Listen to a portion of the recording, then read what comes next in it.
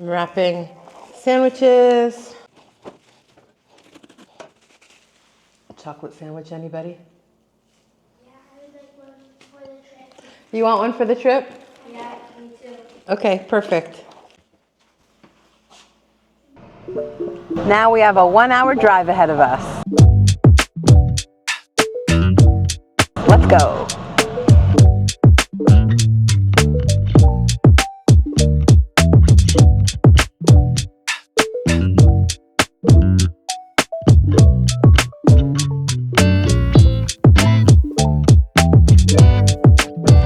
היי, שלום. מבוגר אחד ו3 ילדים. תודה. Continue for 1.5 kilometers. Can you move over, please? Can you move over, please? If anybody wants tuna on a cracker.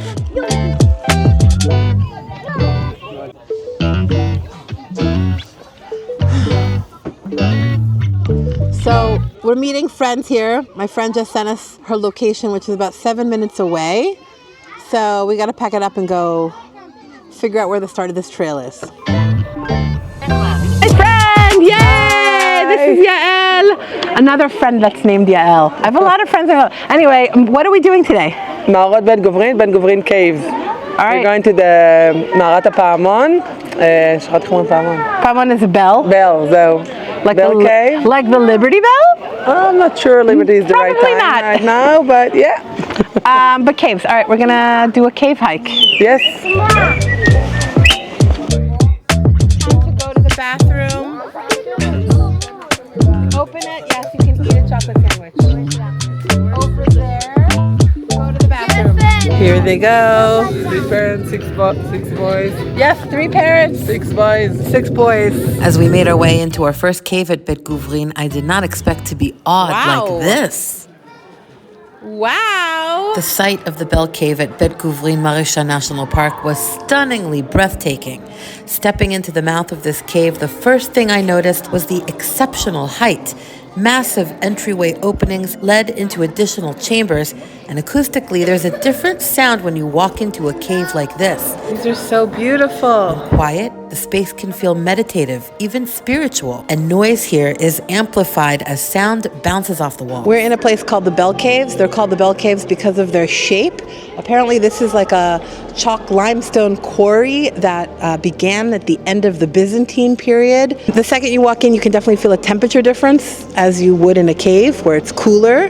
And it's like all these chalk walls, and the kids are enjoying running around here because there's a lot of space, both like to run and also it's very tall above, very high above, and it's beautiful because there's a man-made like hole that lets in all the sunlight, and so that's what makes it so beautiful, is all the light showing off this beautiful space. This is one of about 800 known bell-shaped caves in the area, and there are actually numerous ceiling holes above that let in the light. These were quarries from which building materials for coastal plain cities were used in the 7th to 10th centuries CE, and we now know that these materials were removed from the rooftop holes. The bedrock here in the cave is limestone from which soft quarried blocks were removed, which hardened upon being exposed to the elements. The network of caves here was added to the UNESCO World Heritage List in 2014. Archaeology here dates back from the biblical era through Crusader times.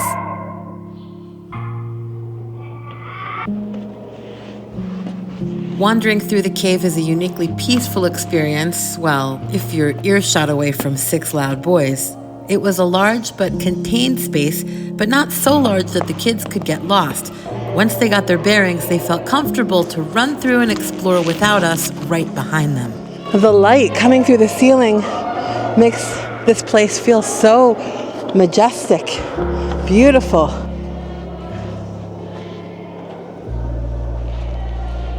That's coupled with the fact that the ceilings are so high, the roof of these caves.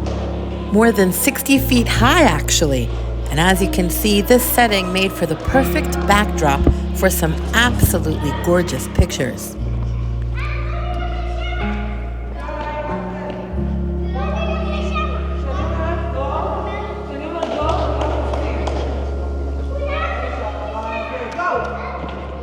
I guess that's how it always goes. Us parents want to take a million pictures, right? But in a setting like this, with the light flowing beautifully and these incredible shapes made by the caves, it just draws us in even more. The height, the light.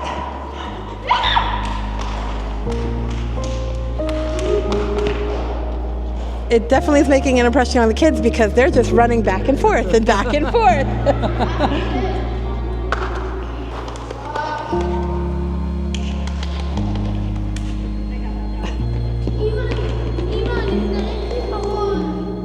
אחת, שתיים, שלוש. ידיים למעלה, רגליים למעלה, woo! My friend Yael and I also enjoyed the scenery.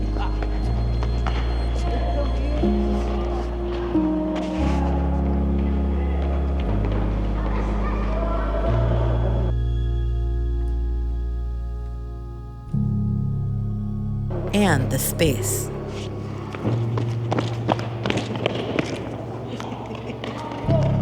Did you just pull that off the walls? Yeah, Why? because it was falling off the wall, and I touched the wall and it all fell off. Now what are you going to do with it? All right, guys, enough. What are you doing? Listen, I need you to stop. I need you to put it down. I need you to stop it. Is that it? Are we done? No. That was so much fun for all of us to explore this cave. And once we stepped out of it, well, let's just say we had a unique look about us, as was marked on our clothing. This is a site with a lot of different locations, so now we're heading to the next spot. In this region, as in all of Israel, the deep history lends itself to being a gold mine of archaeology. As we were driving, we spotted this crazy ruin, which we were thrilled to explore a little later in the day. But first, another cave, this one a family tomb. Walking into the entrance of another cave, hidden by a tree.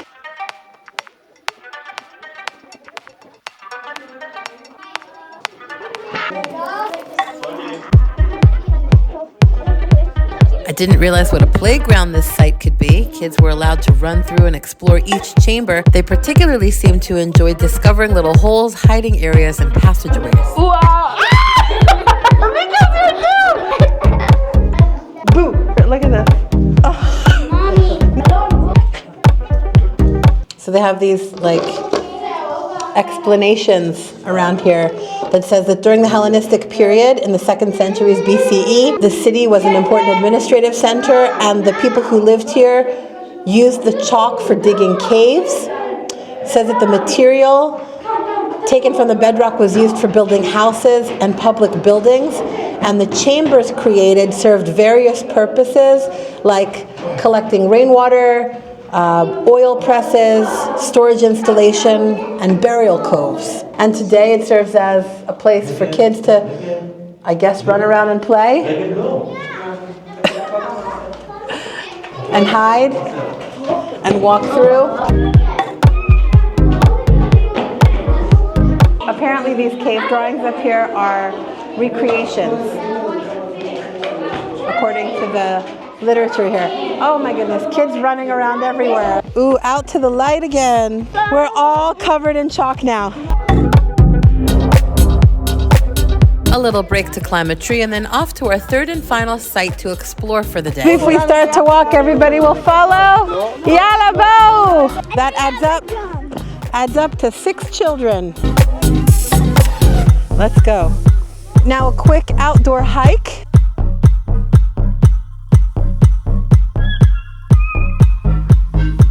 The ruins that we saw from the road, it looks like we're coming upon them now.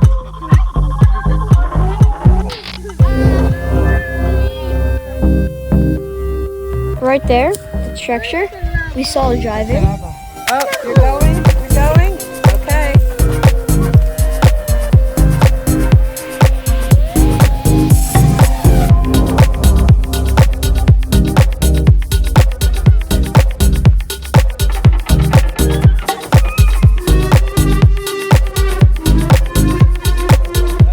Up close and personal, this church ruin was incredibly striking.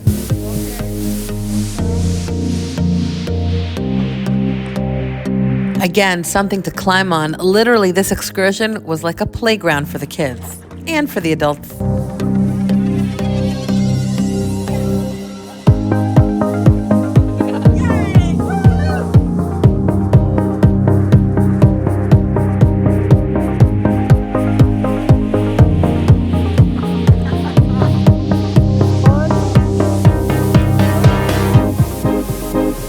So this church here, according to the signage, it's called the Church of St. Anne, which was named after Jesus' grandmother. And you could tell, apparently, by the size of the remains, that this was a huge, massive church. It was built during the Byzantine period. Here it says Christianity flourished in the land of Israel from the end of the Second Temple period and exerted a great influence on Western culture.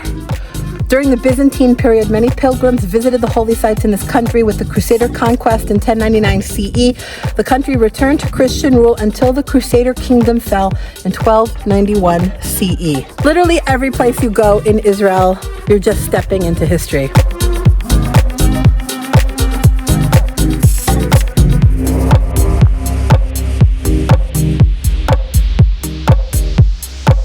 That's it, sun is setting, that's the end of the day.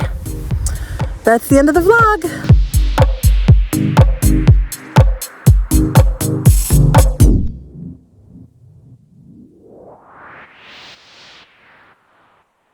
Hey all, real quick, as a reward for making it to the end of this video, I wanted to let you know I started a secret WhatsApp group. So I'm gonna put the link in the description. Join me for all kinds of just special announcements and stuff from Israel or wherever I may travel. If you like what I'm posting and you wanna get like extra tidbits in real time, click on the link below. Thanks everybody, bye.